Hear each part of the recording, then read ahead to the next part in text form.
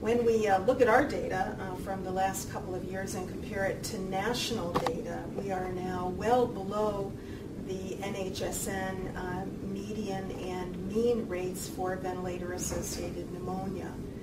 And it is a continual process of we're continuing to try to improve our efforts and expanding our VAP bundle as new technology moves forward. And we're doing that both, I think, at a local and regional level and also at a national level. Lena, I've had questions asked of me about types of endotracheal tubes, either silver-tipped endotracheal tubes or those that are capable of aspirating subglottic secretions. Is that something, you didn't mention that, is that something that you don't think is necessary or what? Yeah, that's a great question. So quite astute of you, Skip, that those two issues, the silver-coated endotracheal tubes and continuous aspiration for subglottic secretion tubes, have been identified in prospective randomized trials to reduce VAP. We have not employed the silver endotracheal tube. The nascent trial was just published about 6 months ago in JAMA, and so we have not yet considered that. It is a more costly alternative where chlorhexidine is an evidence-based strategy that is very inexpensive and can be employed very quickly.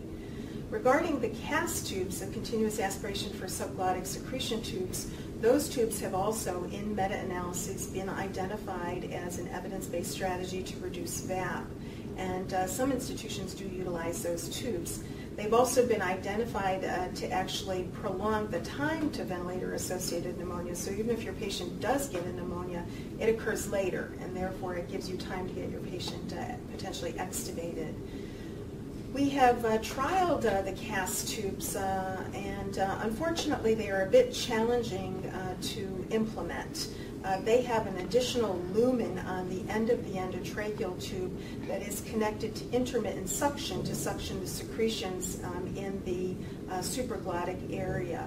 And unfortunately that lumen, although just in this past year it's been made quite a bit larger, that lumen gets clogged quite frequently, and the tendency is for staff to want to irrigate it with saline, which actually would allow that area of secretions to be bathed in saline and would actually avoid the whole reason why the CAS tubes were developed. So I think the challenge with the CAS tubes is their implementation requires a lot of education and a lot of meticulous care, particularly with regard to keeping that lumen of the endotracheal tube open. We've not had to employ that strategy, and I would advocate that even without employing the silver-coated endotracheal tubes or the CAS tubes, we've been able to achieve well below the National Healthcare Safety Network median and mean rate of VAP, and so we feel at this point that it is not quite necessary. I think for institutions that have very high VAP rates and have challenges in implementing other VAP bundle components, or have challenges with compliance to the other VAP bundle components, that those are strategies that can be employed. I will stress again, though, that those are much more expensive strategies than the simple strategies of keeping the head of the bed elevated and chlorhexidine. And I will say that our staff here do something that is incredibly important, and that is just routine oral hygiene. You know, it doesn't make sense to put chlorhexidine in the posterior pharynx if you haven't completely suctioned out the posterior pharynx, cleaned out the endotracheal tube, and then applied the chlorhexidine. I tried it myself the other day. I thought, that sounds terrible, but I tasted it. Actually, it's not too bad. It's not too bad, and actually it's what the dentist recommends. When you can't brush your teeth, you use chlorhexidine. It's the exact same thing. Yeah. I assume that early tracheostomy is part of the philosophy.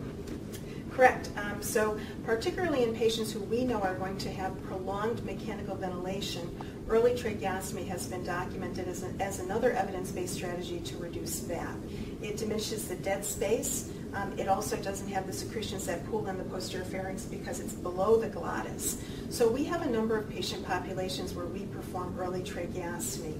They are patients who have ARDS and acute lung injury, acute respiratory distress syndrome and acute lung injury, are patients who have traumatic brain injury, and any patients who've had a prior episode of ventilator-associated pneumonia and continue to have a large amount of secretions. Those patients are great candidates for early tracheostomy because we can take care of the secretions and routinely they can breathe. They don't really need mechanical ventilatory support. There was one study that actually identified about a 60% reduction in ventilator-associated pneumonia with early trach. But I would say that the converse is also true. There are some patients who don't need early trach, but getting the tube out early is vitally important. And so reducing sedation and waking up patients so they can spontaneously breathe is really vitally important. Leanna, great. I really appreciate your spending a few minutes with us, and hopefully we can spread out some of your suggestions to the rest of us. Thanks very much. Skip.